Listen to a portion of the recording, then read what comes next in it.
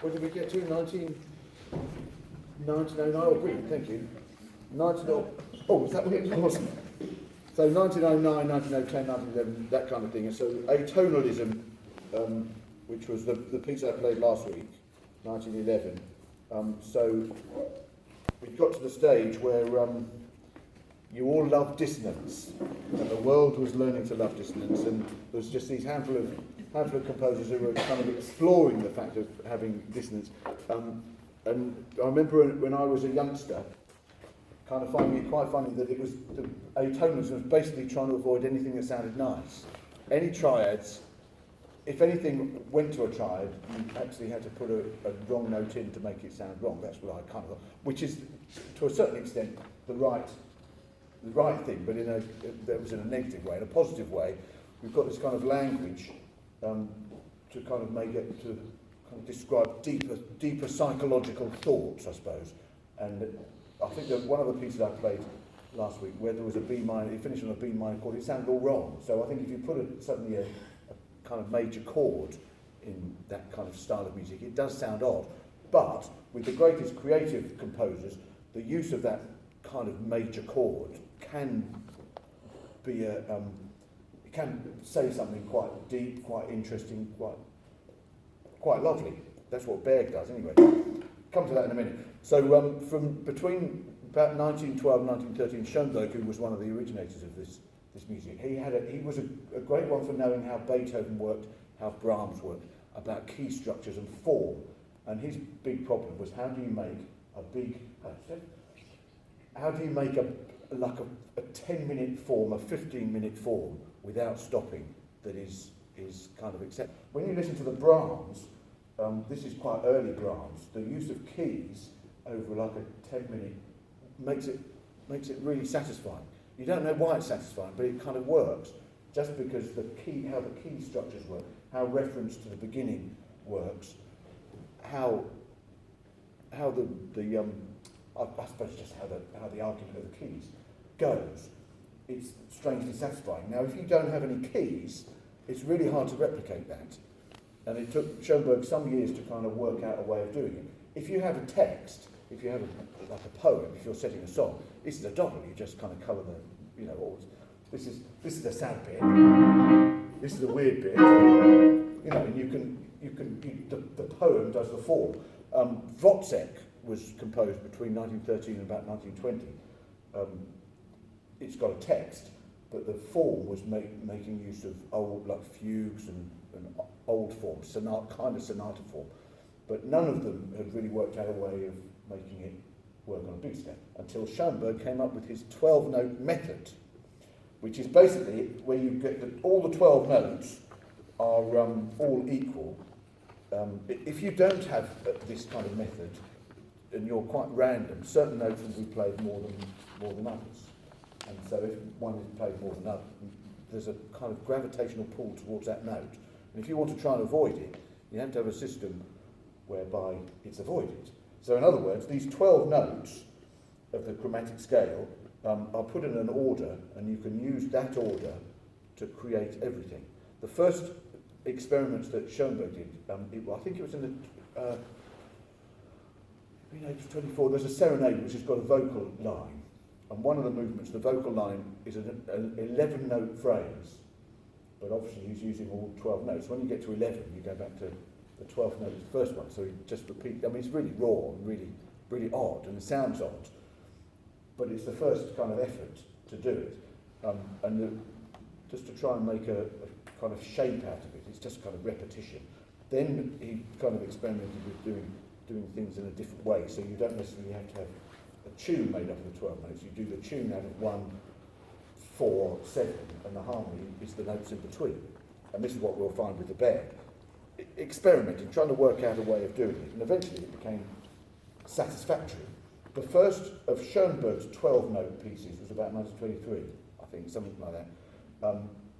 There's therefore a difference between atonal music and serial music, serial or 12-note music. Berg didn't write very much. I think it's about 18 pieces. Out of the 18 pieces, only 5 of them are what we would call serial, the concerto being one of them. Most people can't tell the difference. When you're listening to it, you won't say, oh, yeah, 12 notes. It's complicated, so it's just a kind of an organisational thing. Schoenberg said it was a method for composing, but not for listening. So, in a sense, it's got absolutely nothing to do with you, whether it's 12 note or not.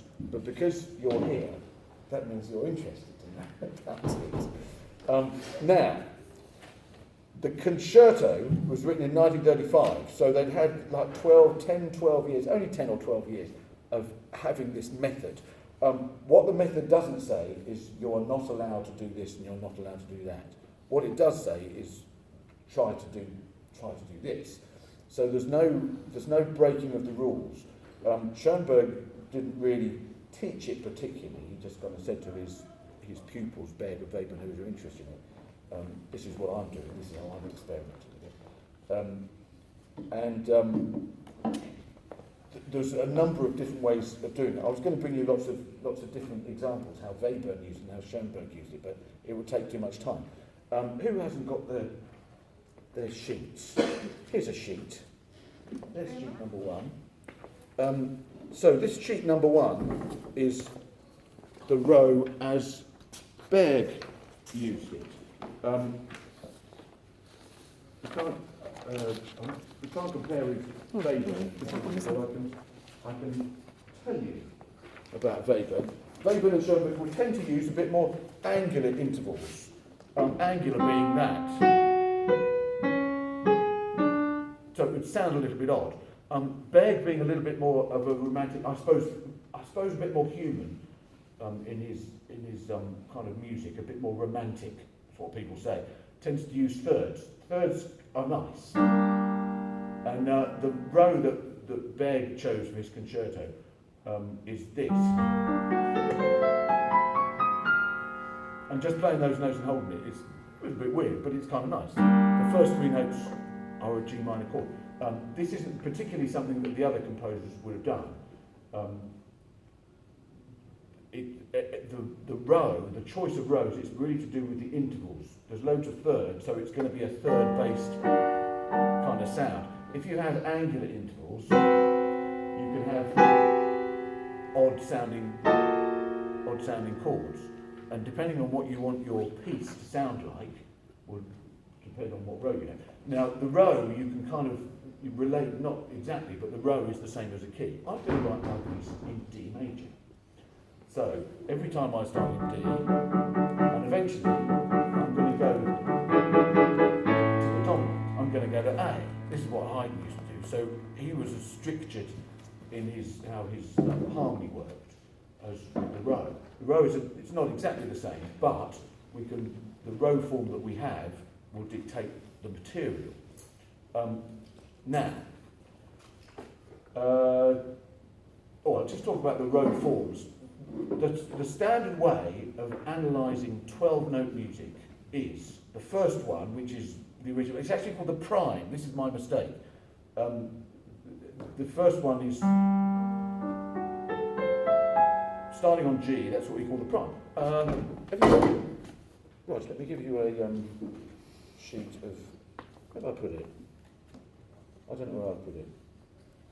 It's all right. It's here. It's called the prime, and Thanks. So the top line, which says original, it should be prime, and really annoyingly, analysis calls it prime 0, P0. And the transposed one, so the same row, if you transpose it and you start on A flat, you call that prime 1. Starting on A is prime 2, B flat is prime 3, etc., etc. So starting on F sharp would be prime 11. Yeah. This is relevant to the secondary sheet which is coming up.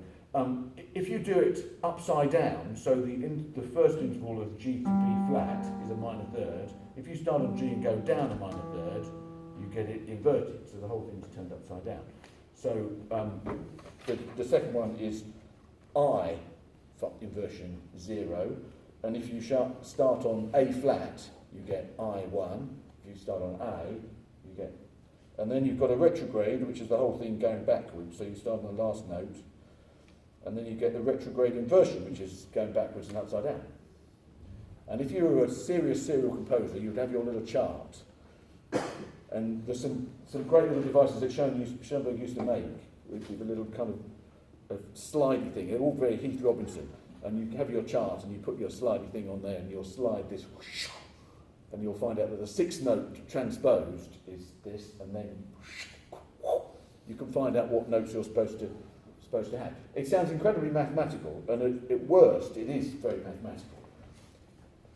But what becomes rather beautiful, if you haven't got one of these, this is how Berg used it. This is some 12 years, 13 years after it being invented, by which time they had lots of experience of how to use it, how to manipulate it for their own. We've got two there. What did we do? There's that one as well. Oh. You've got that. Thanks. Anthony, have you got two? Oh, I've only got one. Okay. So this is just how composers manipulate that one.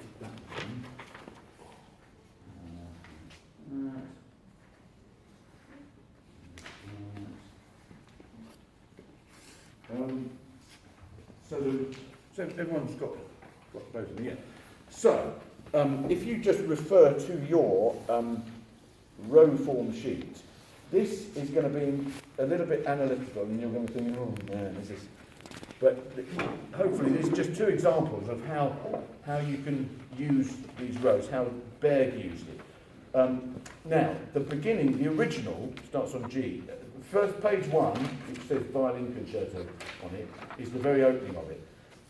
Now, this is genius. A violin concerto, the first note the violin plays, as we all know, is the open strings of the violin. This is bar 2. This, in the choice of row, is note 1, 3, 5, 7. Bar 4 is the notes 2, 4, 6, 8. Oh! Yeah, so bar 1 that the violin plays is 1, 3, 5, 7 of the row. Bar 4 is 2, 4, 6, 8. The piece starts with the clarinets and the harp playing the row. It says P3, that's prime of the third transposition, so starting on B flat. And then in bar 3, so in other words, you've got two forms of the row going on at the same time. The original, the prime 0 and prime 3. In bar 2, if you look at the piano part, the extra note, so this is what the accompaniment does. And then it's got the F sharp. Those notes that the accompaniment are playing, number 2 of the original is played in the bass, so the B flat in the bass is the second note of the row, the F sharp is the fourth note of the row, and the C natural is the sixth note of the row. So magically, all these things are used up. There's no way of really complaining that that's mathematical. He's just using all the notes in exactly the same way that Mozart would use all the notes. I've used all the notes of C major to say that I'm in C major.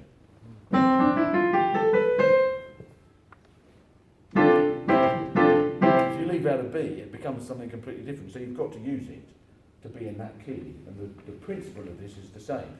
I'm going to try and play those bars together. Because it's utterly, I mean, you know what it sounds like, it's utterly beautiful.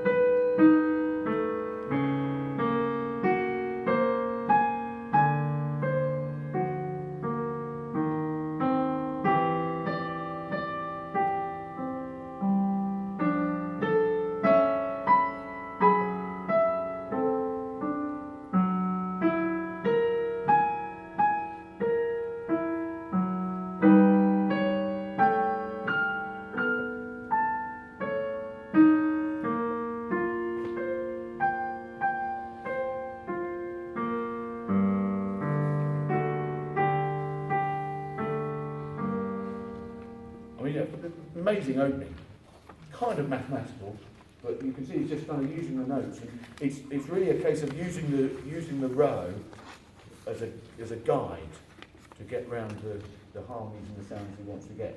The order, if you have a look at bar, there's a complicated one. Bar 6, it's the third bar in of the second line. You can see all these notes. 3, 4, 5, 6, 7, 8, 9, 10. And that's in P0. The next bar, 11, 10, 1 and 12, so the notes are put in a different order, and that is of P3.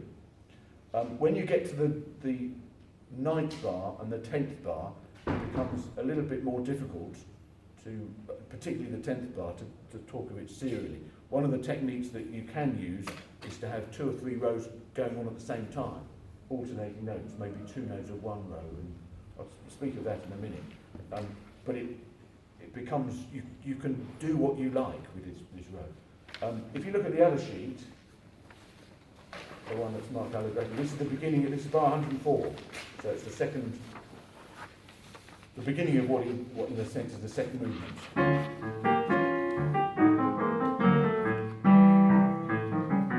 That bit. And once again, this is P7, so it's the 7th transposition, 1, 2, 3, 4, 5, 6, 7. The row that starts on 0, 1, 2, 3, 4, 5, 6, 7. The row that starts on C. So, etc., etc. So 1, 3, 5 in the bass. This is the beginning of the second movement. So that echoes the very beginning. Thematically speaking, is exactly the same as Beethoven, Mozart. Well, maybe not. And most modern jazz bass playing. Yeah. Because these are all exercises you do. Yeah, it's just 1, echoing. 3, 5, 7, 1, 3, 5, 9. Yeah, and it's just echoing the history of music. Really, it's exactly the same. There's nothing new about it. It's an old way of writing put into a new language. So in the bottom you've got 1. In the tune you've got 2 and 4. 3 is in the bass. 6 and 7 is there, and 5 is there. So it's all in a different order. It's using exactly the same notes as the beginning, but it sounds completely different.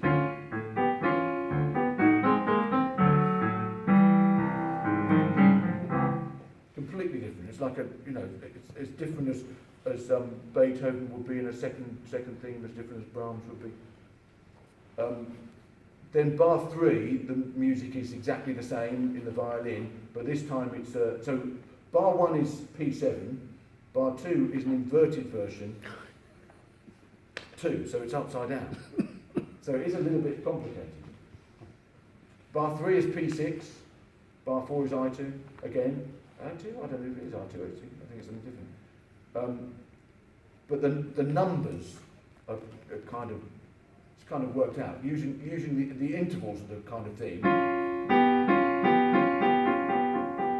This is very whole tone that you recreate in the first 2 notes. So it's note 2 and 4, note 6 and 7. Now you could say, you can put any of these notes in any order. Well, you can, but it's the composer who's I could put any note in any order.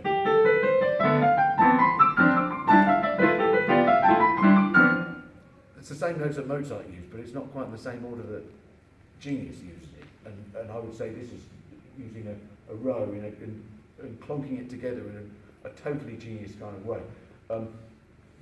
The way they work is to use the row as material, and out of that you can think, what would happen if I put the first note together with the second 2 notes? Oh, that sounds nice. And what would happen if I put the third note together with the next 2 notes? Oh, that's kind of nice. And the 6th note with the 7th note. And you think, wow, that sounds good. I think I might put that all together. So having played those 2 completely different bits, a bit that I haven't printed off, after the 10 bars of introduction, this is the row.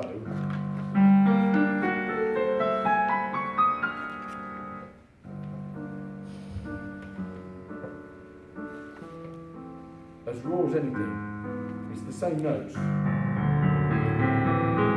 made to be G minor, D major, A minor, E major.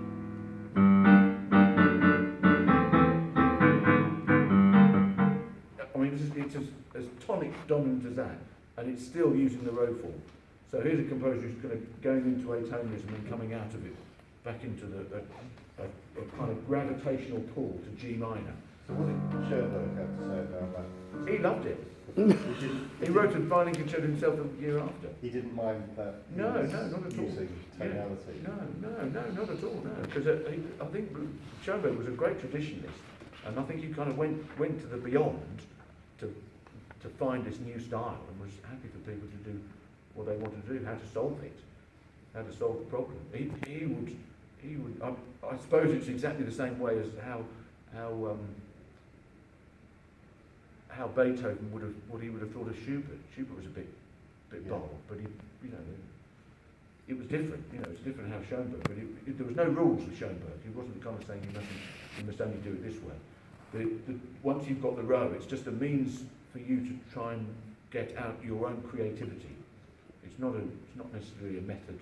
You must fill the boxes with these numbers and these notes. So there's a yes, at the beginning, this lovely G minor thing, and we've got in the bass line, we've got note 1, note 3, note 7, I think, and then note 8. And there's that lovely wide, and then that's followed by the violin solo.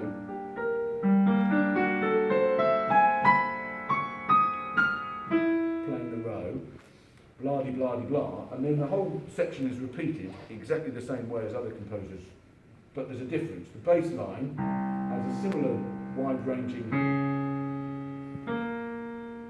and if we put those notes together, this is the very famous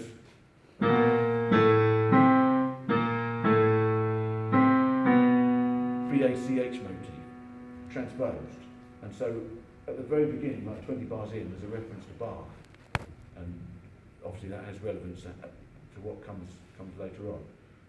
So this row thing, you can use it in any way you like. There's some pretty much everything. You can kind of relate everything to the row. Not all the time. There's some bits where it's if you're using 3 different row forms at the same time, you've got absolutely no idea what key it's in. Some is a little bit obtuse. Sometimes you start in one row and then there's another transposition. So it's just a language is created for him to Can I just ask about the row? Yeah. I wonder, it's a very quick question, but there are sharps and flats in this. Yes. And is it equal temperament? It is, yeah. That was one So of the things it's completely arbitrary whether you write B flat or A sharp. Yeah, yes, that was something that Schoenberg said that the on-harmonic differences are irrelevant. Octave displacements are irrelevant. You can go where you like. And this is F sharp and G flat. It doesn't really matter. And so your choice. So he's not in just intonation at all. No, it's absolutely Equal temperament. Absolutely equal temperament. And so your choice of whether you write F sharp or G flat is just purely. I mean, he does that in one bar quite often. Different. I mean, he's got the same note. Yeah. Yeah, that's what I thought. Yeah, it's But it's completely irrelevant. Completely It makes it irrelevant. damn difficult to read. Yeah, well, it's him thinking, I think it might be better to do this as F sharp and that's G flat. But you've just been talking about keys like G minor or something, Yeah. you know, Yeah. and in which case it would be relevant, wouldn't it? Well, yes, I suppose so, yes, because this is in G minor, that's F sharp, not G flat. Yeah. But for Berg, it isn't relevant unless there's a line, you know. The line doesn't relate to a key, but it's still a musical line. Yep. And so it does, there's a musical choice to be made as to what happens. Was there any I don't know, there might have been some sort of idea that you got away from half tones then and go to quarter tones. So if you're going to have this equal note value, then why not divide it into quarter tones? Did it occur to Schoenberg that might be a possibility? I think it probably did, that he still thought it was a future. It wasn't for him, because his music he argued as much as he could that it was based on the past. And it is based on the past, you know, the gestures of it. It's just the tonality has been taken away. But how things are written, you know, I mean, the thing is, if you go for quarter tones, the piano, you're stuck with the piano, you're stuck with the clarinet. You're not on my piano, but Yeah. So you are. So it's a whole new thing. I think it happened while he was alive, and I think he was. It was just one for experimenting. You know, like people experimenting a lot. But I don't think he would have done it. And I think it's the connect. When the problem was this was so modern, and they wanted people to appreciate that it wasn't as modern as all that. They wanted to anything they could say. That was so Schoenberg was always for saying this is what Brahms did. So to sell it, isn't it? Yeah, it is the same. Just the way the shapes are done, how they broke up their rows. There's 12 notes, and you can break it up into groups of 3. And Brahms used to use groups of 3. It's the same construction of tuning. It doesn't sound like it, but the theory is very much there. And there's my favourite bit in it. And this encapsulates the brilliance of the use of the row. I can't stress enough that sometimes in the wrong hands, serial music can be absolutely hateful, utterly hateful, and so boring and so irrelevant to people's experience, and it is mathematical. But tonal music can sound utterly boring, and 10 minutes of something that doesn't do anything for you can be deadly. Now, this chord, when you listen to it, this is the bit. It's trio 1 in the. If you remember all that, and then we've got all those lovely chords. And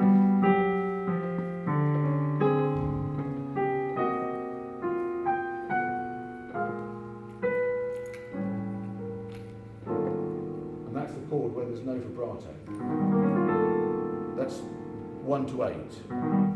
And even playing like that is absolutely beautiful. On top of that, the solo violin plays a semitone higher, the row is semitone higher, but up there, so you can't actually hear what that chord is.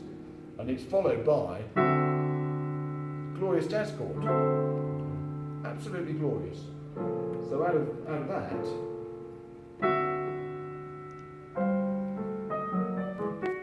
so you can just kind of change styles by chord, by bar, from something that's to something that's suddenly sunshine can come out.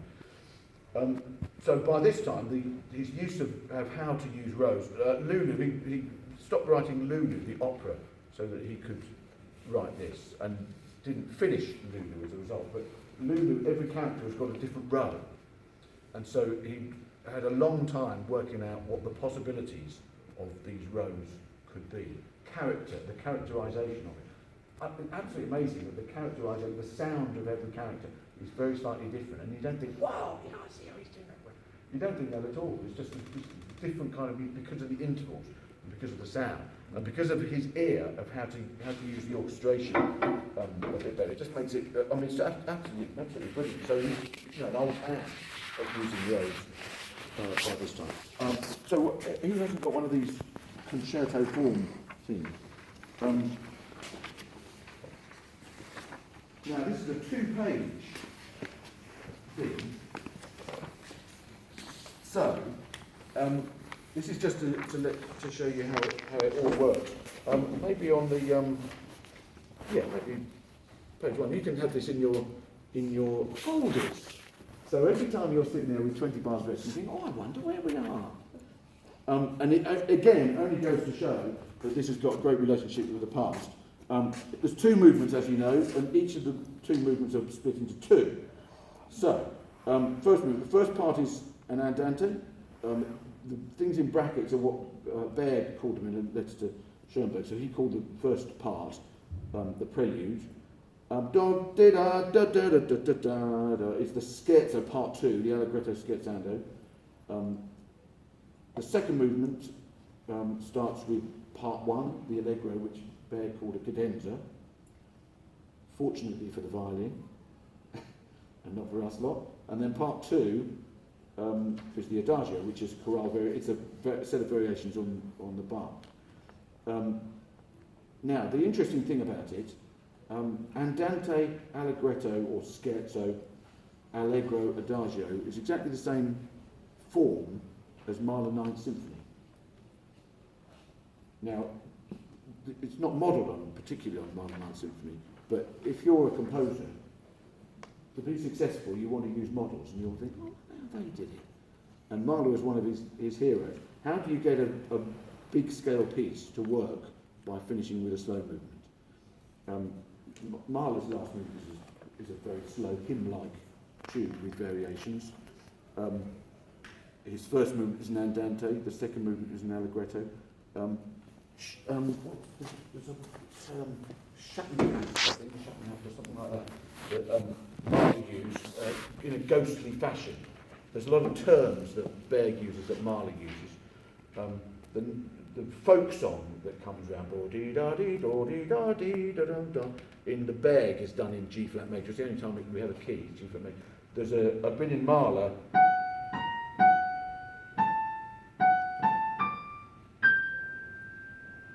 I think it's from Brahms. It's a quote that, so it's like if you like a folk song. That's also in G flat major, and it just comes in the same kind of places as folk song. So there's a lot of relationship with this in the Ninth Symphony.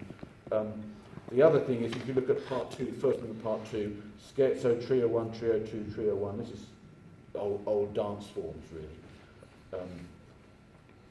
Part 1 is an ABA form, so the main section, which I just played, followed by a slightly different music, new theme, and then the A section comes back. The second movement, the cadenza, A, B, C, D, and then A and B come back together at the same time. So it's like a recapitulation, kind of at the same time. But, and the last bit is the variation. So the chorale, which we know, the clarinet. Variation 1 is a canon between the double basses and the harp, which you do not know is a canon yet because you haven't heard the harp. Variation 2 is, instead of going da-dee-da-dee, it's the horn going ba-ba-ba-bom. And then the folk song, ba-dee-da-dee-da-dee-da-da-da, is recalled from and a coda. So if you were to look at that and didn't know it was Berg, it would look like something you could get in the 19th century. So the form of it is it's very old-fashioned. And Berg's way of working was to work out the general and then go down to the particular, so he kind of knew what his shape was going to be and fitted everything to it. Right, so that's that. So you can keep that in your cut out and keep thing in your folders. On the other side, a little bit about it, which is, well, I'll just go over a little bit. And again, this is something you can read this. So the programme, as you might know, Mahler and Alma Schindler's, when Mahler died, she remarried Walter Gropius, who was an architect, and their daughter Manon Gropius, Berg knew very well, was great friend. She had polio and died in 1935. Berg had been commissioned to write a violin concerto by Louis Krasner, who was an American violin player. So he was doing it, he was starting to write it at the time. So the piece wasn't intended as a memorial to Manon Gropius, but it became so. So a lot of the things like the use of chorale, this had been suggested before the death. So I think it may have, there was some suggestion Louis Krasner said, why don't you put chorale in? And he thought, wow, great idea. The background to it was that Louis Krasner thought he was quite young and up for doing something brave and new, and people said, nah, Berg won't do anything. And he decided to ask. It happened at a time in the 30s when all of this kind of music, this atonal music, new sound music, there were no performances. The Nazis didn't like it, so he didn't get any performances. A lot of his income came from his publisher, Universal Edition, but they weren't getting anything back, so life was pretty tough. They kind of stopped his money, so he was desperate for cash. So if he was given a commission from this American guy who performed all over the world, he did it for the money, basically. He was trying to get his opera finished, but he didn't have any cash, so he had to do it.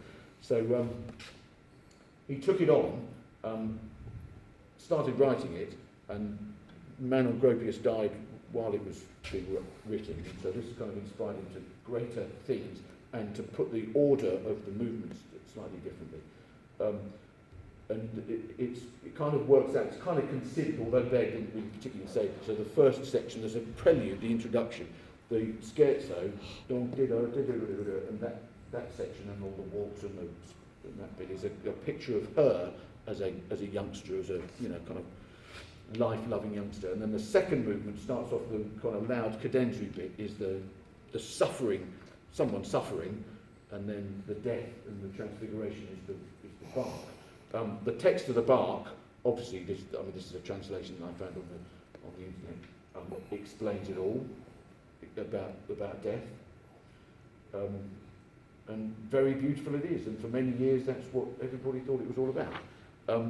When Berg died, obviously certain documents came to light, and his wife, Helena Berg, she wouldn't let things go.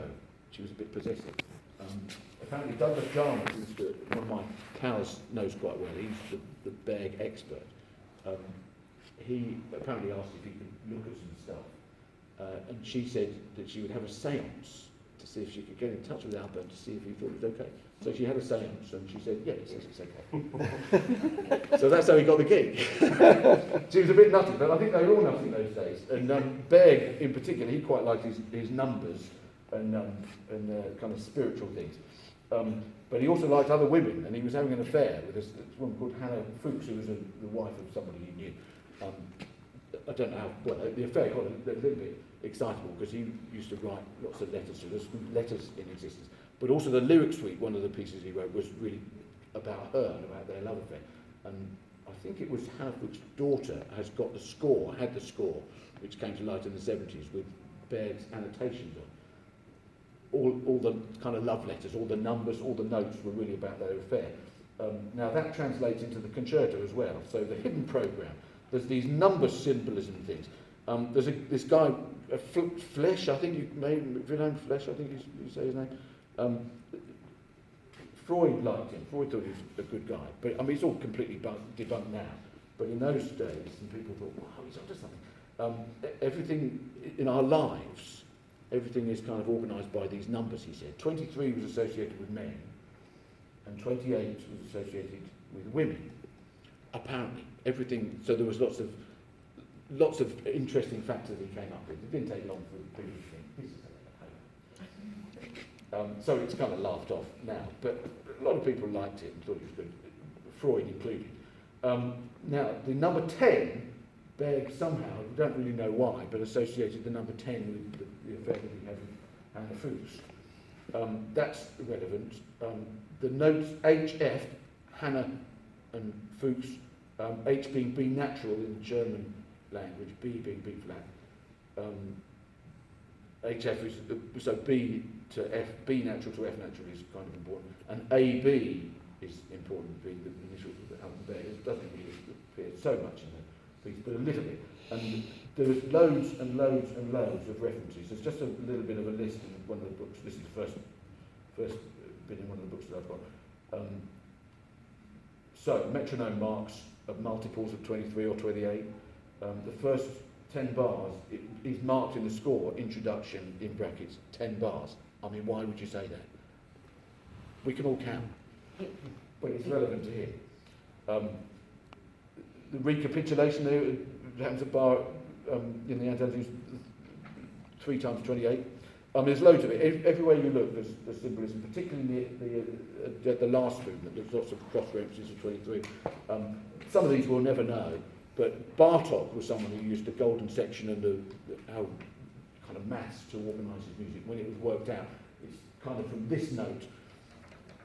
317 quavers later, I'll have a climax. I mean, there was nobody knows about it, about the Bartok being worked down. Somebody did some maths and worked it out. In a way, it's absolutely irrelevant because the music is absolutely brilliant without it, but it makes it even more amazing that all these numbers and all the ways it's kind of worked out. Happens. The big tune that the violins play, that's one of my favourite bits. I was going to print that off. One of the things that we were...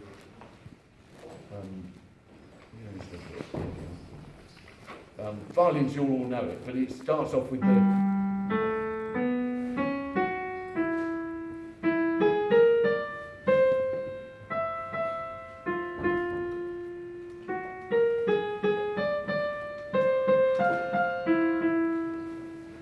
etc. That's what the solar violin does, and it goes on for 23 bars, amazingly. And what is always an amazing thing is when we have the really loud moment where everything happens.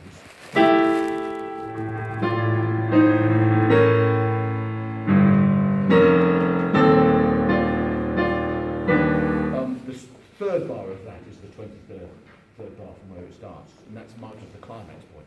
So there's kind of hidden things. It's amazing how it all works out. The other thing about that line, that's one of the places where there's two road walls going side by side at the same time. The other relevant thing is the folk song.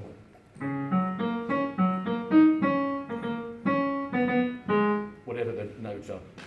The text of the folk song, a bird on the plum tree has wakened me, otherwise I would have overslept in Mitzi's bed.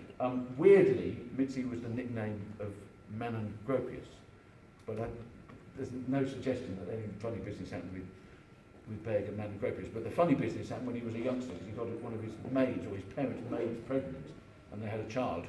The child came to came to the first performance of Lulu or Wozzeck. I think she was a little bit part of Berg's life. And so this folk song, which comes out of nowhere, is probably relevant to Mitzi, who was the nickname of the woman that was who he had a child with. So it's so incongruous, this folk song. So it's obviously got something to do with Berg, and it's not got anything to do with Manon Gropius. So the suggestion is that the piece is not just a portrait of Manon Gropius, it's a portrait of Berg himself, and in the relevance to the reference to Mahler Ninth Symphony. That, although Mahler didn't write it knowing he was going to die, there's a kind of resigned acceptance at the end of it that life's coming to a close. And Berg, that is very, very likely to be the same as Berg, that he based the whole piece in the same way that Mahler did his Ninth Symphony. There's going to be some kind of psychological connection with it. This concerto is not a requiem for him, but it's a kind of looking back. There's so many relevant things to his life and his relationships with him. There's a quote in one of the horn parts. It's in the first horn in bar 23 of the Allegro. There's these notes, which is if you want to do a name cipher, there's different ways of doing it. If you've got a name that hasn't got anything between A and G in it, you're either stuffed, or you go A, B, C, D, E, F, G, H, I, J, K, L, M, N, O, P, Q. So Q is the same as C. I think that's what Ravel did for one of his pieces. Or you just pick out the names, you just hope you've got a name like Alban Berg, which has got lots of A's, B's and G's and stuff. And so that is a kind of musical cipher of Berg's name. He used it in the chamber concerto, and there's one great bit at the beginning where the themes are put up. Berg's name, Schoenberg's name, and Webern's name are all quoted at the beginning. It's got a big variation on that. So Berg is in the piece as well as Manon Gropius. Amazing, absolutely amazing piece to have written. He didn't go to the first performance because he died. He died after we completed it. Hadn't done all the corrections, and there are a few mistakes in it. Some of those mistakes are just copying from one page to the other. So the rows, some things don't add up, and we don't really know whether it was meant or not meant. In a way, it doesn't really matter. But Webern was supposed to do the first performance, his great buddy, but couldn't do it. So they had to get someone who, I think, a day's notice. Hermann Scherchen did it. I mean, amazing. Astonishing first performance. Benjamin Britten and Lennox Berkeley were definitely there. Probably it was at the ISM conference, so loads of the composers would have been seeing it. They were absolutely knocked out by it. And Webern did the first performance in Britain, and there's a recording of it that just the year after with Louis Krasner playing and Webern conducting the BBC Symphony Orchestra. It was on the radio. Just an astonishing thing. It's just so intense that his best buddies not there anymore. Just the last thing to do, because with all the complications of everything going on, the last few chords are some of the most beautiful thing ever. As we know, the violin, all the strings just do their starts with Neil. With your row, doing a beautiful row, when you start down here.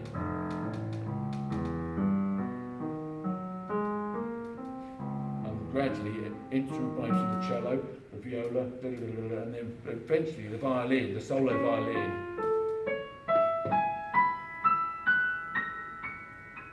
Up here, I'll just do behind that. The chords underneath. It's the beautiful way that gradually the end of the chorale just kind of fades away in the brass, and the chords are just so lush, which you probably don't.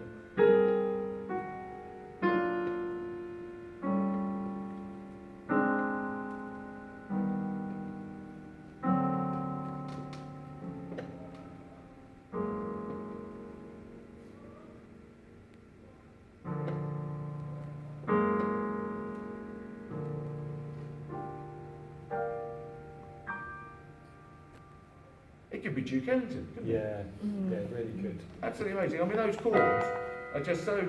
I mean, it's the top notes are the end of the chorale. I think actually that's what he was inventing. Yeah, to be honest. yeah, it's all there. Yeah. It's the chorale just harmonised in one of the lushest possible ways you can imagine.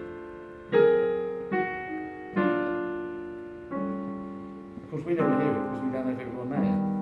But when you do hear it,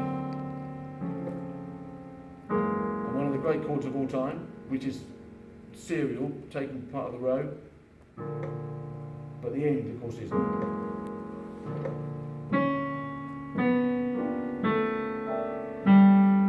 The end, absolutely beautifully, the open strings in proper key, and the basses finish in B flat, which is the key of the opening. So bar 1 is B with the transposed version of bar 2. So it's like a big mirror of everything. Amazing, an amazing piece. Do you like it? Yeah. When you hear everything together, I think the problem with this, those chords at the end, I mean, lovely. But if you hear, it sounds absolutely horrible if you don't have everything there. And when you have 5 or 6 note chords, you can really tell that it sounds rubbish. Because if you have a 3 note chord, if you miss one of them out, it still sounds nice. But if you miss some of the chords out as we have, it can sound gruesome. But come concentrate, it won't sound gruesome at all. Right, cool. But yeah, you can keep these and put them in your, and every now and then, I'm going to give you, wow, what for? Please, yeah. That's right. What are any rules for making a row? No rules at all. Yeah, you can come up with anything. And, I mean, it's I think it's the creativeness of the composer. I mean, it's not something you can really do unless you're a composer. I think it's the same way as, I'm going to write a symphony. I think I'm going to write a tune. What shall I do? What will I do? And I think with the row, you can kind of think, oh, I quite like I think I'll use that chord. Oh, how can I create a row? Oh, they're different notes. And then you fill in the gaps. The thing with the relevance with the bear, those are the first 8, and the ones that are left over are whole tones, which is the same as the Bach. Amazingly, he knew the row first, and he said to one of his assistants, "Hey, chance you can find me a Bach that does that." And it just happened that the one that they found was the one that had a text that fitted exactly with the program that he was going for. I mean, coincidence, total coincidence, but absolutely brilliant. But the actual choice of, it depends what kind of piece you want to do. If you want to write a kind of rowdy angular piece, you can do that. But if you want to write a nice gentle piece, just take 50 or you want. And I think some of within the sketches the composers have, Berg particularly has got loads of sketches left over. You can see how he's worked everything out. He's left lots of annotations. But there are documents that Weber it's kind of the maths of it, how the maths work. It's a bit more mathematical about it. So the first 3 notes are the next 3 transpose, and then you can transpose it again. So it makes it really small. So there's no rules at all. Never any rules. Right, any questions? Good. Get set up. Thanks. Cool.